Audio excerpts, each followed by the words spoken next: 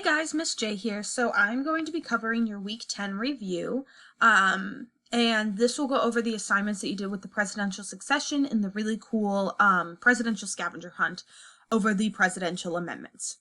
So getting right into it, we're going to start off with the 12th Amendment. So the 12th Amendment is the first of the presidential amendments. So it was passed on December 9th, 1803, and it changed how the Electoral College was going to pass its vote. So prior to this amendment, the members of the Electoral College would cast 2 votes. And then in the end, the person with the most amount of votes would become president, and the person with the second most amount of votes would become vice president. However, there was a series of events in 1976 and 1800, those elections, that caused this amendment to be passed. So in 1776, the Federalist candidate John Adams got first place. And the Electoral College members really wanted to make sure that he got first place, so a lot of them put a lot of their votes towards John Adams, and they withheld them from the other Federalist candidate. So this caused the Democratic-Republican candidate Thomas Jefferson to win second place, becoming the vice president. So that meant that we had a president and a vice president from different parties. Now, as you can imagine, that would cause a lot of kind of internal conflict, because the vice president and the president may not see eye to eye on everything. And then the second election was in 1800 that really caused an issue with this. So Thomas Jefferson and Aaron Burr were both running for the Democratic-Republican as the Democratic-Republican candidates.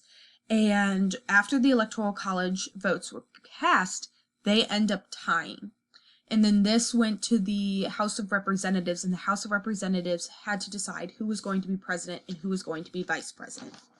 So this just wasn't working out super well. So in order to kind of change that and make a solution, they decided to pass the 12th Amendment, which now requires there to be a separate ballot for president and vice president. So this gets rid of the whole issue of if there's a tie, who's going to be president and vice president, and it also gets rid of the option of having a president and a vice president from a different party. And then next was the 20th Amendment. So this was passed on January 23rd, 1933, and it came about because of what's called lame duck lawmaking. So it's called the lame duck amendment. And so the way that it used to work was there was not a really short amount of time, as there is now, between a new person being elected and then actually gaining office and serving. There used to be a very long amount of time. So the presidential inauguration is now on January 20th. It used to be on March 5th. So that's a lot longer for the president to leave office after he has either ended his term or been voted out. So it shortened the amount of time that the newly elected officials would take office. And this was really necessary because people were serving in office that did not have to serve the needs and the wants of the people. They were in office, they had been voted out, they no longer needed to work in the best interest of the people. They could work in their own self-interest, in things that were going to help themselves. So this caused a lot of kind of controversial and not super helpful legislation and laws to be passed, and people realized that time needed to be shortened, so there wasn't enough time for these lawmakers who were just kind of waiting to leave office to get things passed. The next presidential amendment was the 22nd Amendment, and this has to do with term limitations. So prior to 1940, presidents followed President Washington's precedent of a 2-term limit. And so this means that Washington only served for 2 terms, and everyone else kind of followed along with it. There was no written rule that the presidents could only serve 2 terms. They just kind of followed the standard that Washington had set. However, in 1940, FDR was elected for a 3rd term. Now, he's kind of the perfect candidate to be elected for a 3rd term during this time. It was right after the Great Depression. The world was in the middle of World War II. There was just a lot of turmoil and social changes, and the stability of FDR appealed to a lot of people. He ended up being elected for a 4th term, but he died at the very beginning.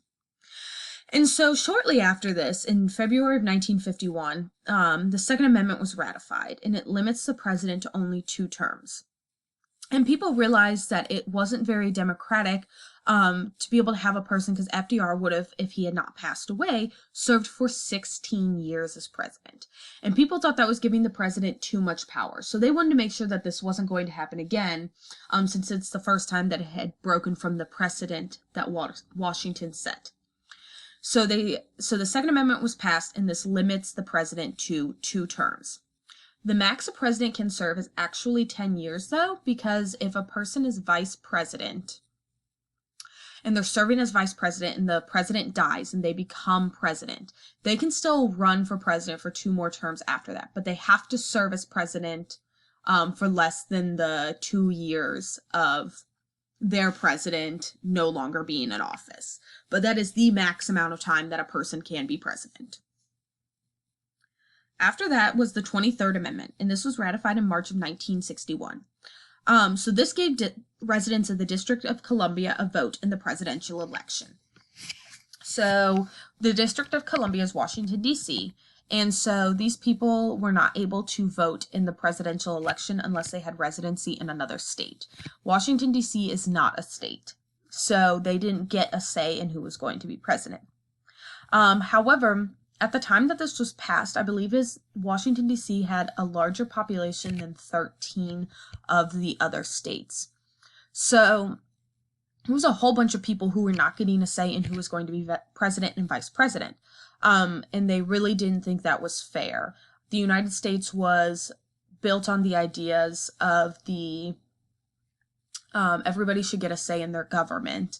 And they were saying that the United States was not living up to this without having the members of the District of Columbia being able to vote in the presidential election.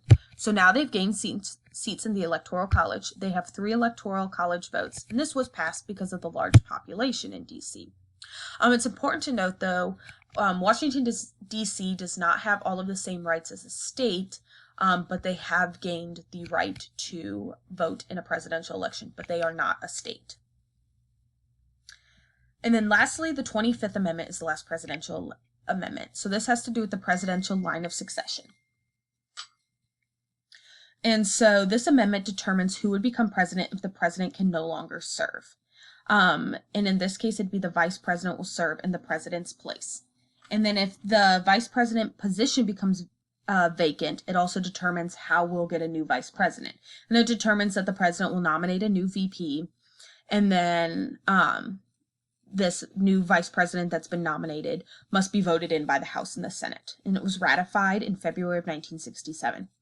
So this was not the first time that a vice president had to take over for a president. This has happened multiple times before, but there was never a clear answer on who was actually going to do that. And then the question of who would take the vice president's position also kind of posed a new question, because when JFK was assassinated, they were afraid that his vice president had been injured as well. So there was just like a lot of uncertainty about if a situation like this arose, like who would be the next president.